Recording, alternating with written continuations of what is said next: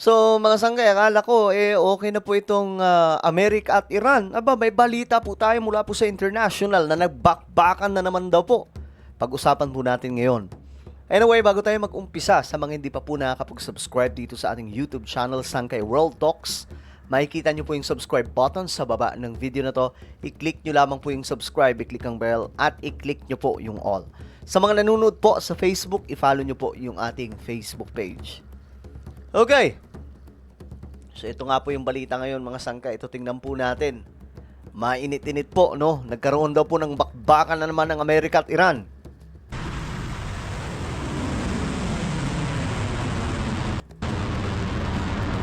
Naglunsad ng panibagong pag-atake ang Iran sa mga bansa sa Gulf region. So Iran ang umatake, pambihira. Tapos sa mga bansa pa po ito ng mga kapwa nila Muslim dyan po sa Middle East. Na mayroong mga pasilidad at base militar ng Estados Unidos. Okay. Isa sa pinakamatinding na apektuhan ng mga pag-atake ang Kuwait matapos tamaan ng Kuwait International Airport. Naku po. Ayan o, mga sangkay, umuulan po ng missile. Ayon sa mga otoridad, isa ang nasawi at mahigit 6 na po ang nasugatan matapos tamaan ng mga drone ang ilang bahagi ng airport Naku, at baka. iba pang mahalagang infrastruktura. Baka mangyari niyan mga sangkay, magkaroon na naman po ng gantihan ito. Dahil dito, pansamantalang itinigil ang operasyon sa paliparan at ilang eroplano ang dinivert sa iba pang destinasyon. Grabe oh, mga sangkay. Ito, airport po ito ng Kuwait. Tingnan po ninyo ang nangyari. Nagkawarak-warak mga sangkay, pambihira talaga. Bago muling pinayagang magpatuloy ang limitadong biyahe.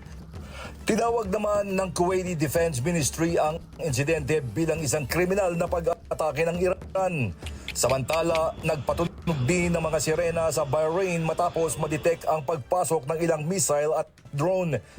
Ayon sa Bahraini military, 3 missile at ilang drone ang napigilan ng kanilang air defense system bago pa man tumama sa mga target.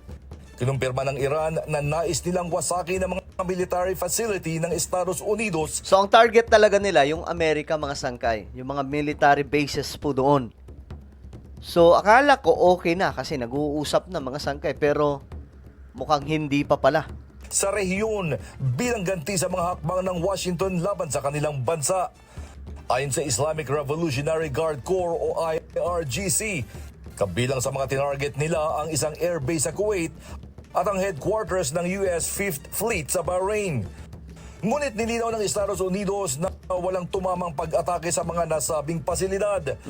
Ayon sa US Central Command o CENTCOM, nabigo ang lahat ng pag-atake ng Iran laban sa US forces dahil agad itong naharang o hindi umabot sa mga target. Okay, kasi ang Amerika po, may mga sarili po silang mga weapons no, na nag-i-intercept, no? Mga defense system na humaharang po mga sangkay sa anumang mga missile na tatama. So, possible, ganun po ang nangyari mga sangkay. Kaya nga lang, kawawa po yung mga nasa paligid ng mga bansa. Sila po yung tinamaan.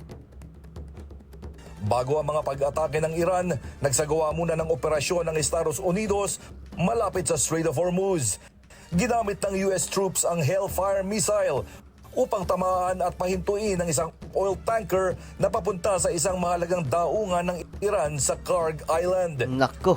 Ayon sa CENTCOM, hindi sumunod ang barko sa mga babala ng Estados Unidos kaugnay ng ipinatutupad nitong blockade sa mga daungan ng Iran. So, meron pa palang blockade ngayon.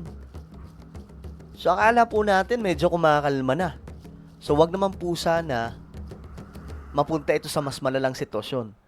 Kasi, sa ngayon nakikita po natin, bumababa po yung presyo ng oil.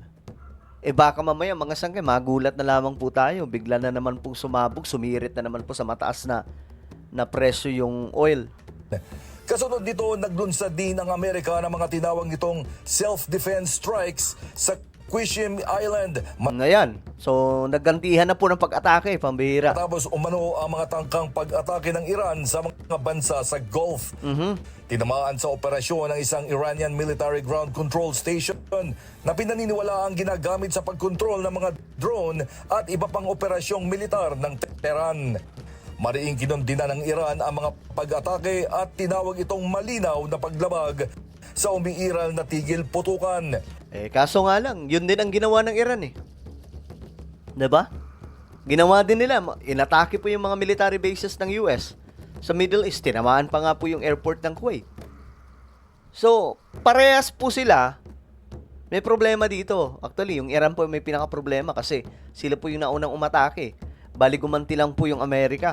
Ayon sa Iranian Foreign Ministry, may direkta at malinaw na pananagutan ang mga pamahalaan ng Kuwait at Bahrain dahil pinahihintulutan nila ang pwersa ng Estados Unidos na gamitin ang kanilang teritoryo sa mga pag-atake sa Iran. Teritoryo nila yun eh.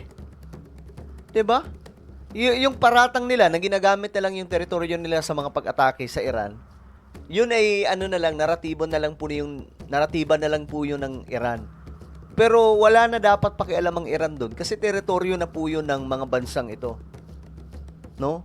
Teritoryo na po yun ng mga sa Gulf region, may kanya po silang teritoryo. Parang Pilipinas yan, pinapakialaman po ng China. Hindi naman na po nila sakop yung Pilipinas. Nagbabala rin ang IRGC na may mabigat na kapalit ang anumang pagtatangkang guluhin ang seguridad ng Strait of Hormuz. Aba. Samantala, nagpahayag din si Mohsen Rezai, military advisor ni Supreme Leader Ayatollah Mojtaba Khamenei, na hindi papayag ang Iran na mahigitan o madiktahan ng Estados Unidos sa mga negosasyon o mga kaayusan kaugnay ng tigil putukan.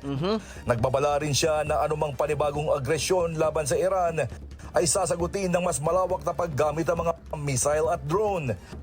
Samantala, nanawagan naman ng United Arab Emirates ng mas matatag na pagkakaisa ng mga bansa sa Gulf region. Ayon kay Anwar Gargash, diplomatic advisor ng Pangulo ng UAE, hindi lamang Kuwait o Bahrain ang tinatamaan ng mga pag-atake kundi ang buong rehiyon. Iginit niya na ang agresyon laban sa isang bansa sa Gulf ay agresyon din laban sa lahat at kailangan magkaroon ng matatag at nagkakaisang tugon ng mga bansa sa rehiyon. Dahil sa muling pagsiklab ng pag-atake ng magkabilang panig, Grabe, lalong humihina ang pag-asang magtatagumpay ang mga negosasyon sa Ayun pagitan lang. ng Tehran at Washington. Yun yung bad news, mga sangkay. So malabo pa as of now. Ang delikado niyan kapag kasumiklab na naman po itong digmaan. So, balik na naman po. Magkano na po ngayon? Mga sangkay, nasa 70 pesos yung iba. Presyo ng oil. Pagdating sa diesel.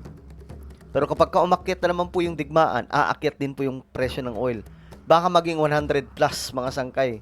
Maging 150 na naman, pambihira. Una nang naiulat na tumanggi ang Iran na makipagpalitan ng mensahe sa Estados Unidos sa pamamagitan ng mediator dahil sa paglala ng tensyon sa Lebanon. Okay, so yan po ang nangyayari ngayon, mga sangkay. No, nagkaroon na naman po ng palitan ng bakbakan itong Iran at US. No, at ang ipagdasal po natin na hindi po ito lumala. Kasi meron namang negosasyon na nagaganap, kaya nga lang naaantala kasi ang dalawang bansang ito, tila baga naggugulangan din po sila eh. No? So ano po ang inyong opinion tungkol dito? Comment down below. Huwag niyo pong kailimutan na i-subscribe yung ating YouTube channel. God bless everyone.